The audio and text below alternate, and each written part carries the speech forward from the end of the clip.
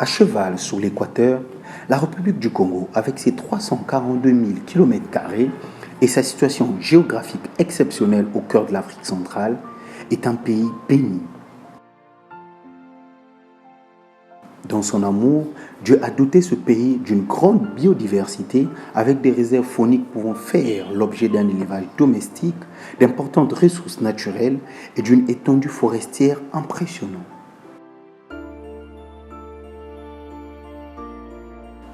Avec 10 millions d'hectares de terres arables, une pluviométrie annuelle comprise entre 1200 et 2000 mm, associée à un grand réseau hydraulique porté par le fleuve le plus puissant au monde, après l'Amazonie, avec un débit de 4000 mm3, une façade maritime de 1700 km et des conditions climatiques favorables, le Créateur avait tout réuni pour permettre au Congo de s'assurer une autosuffisance alimentaire et un véritable grenier sous-régional, en plus d'être déjà un pays de transit.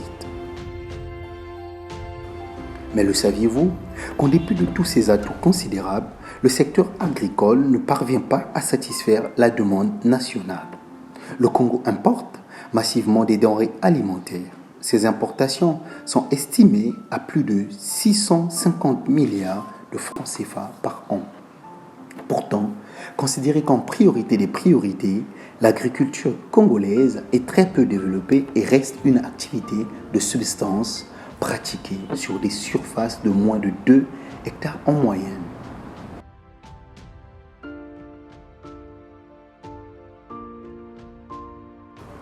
Principal bassin de sa production agricole, le monde rural au Congo demeure un nid de pauvreté pour paysans et les petits exploitants agricoles dont les rendements sont faibles.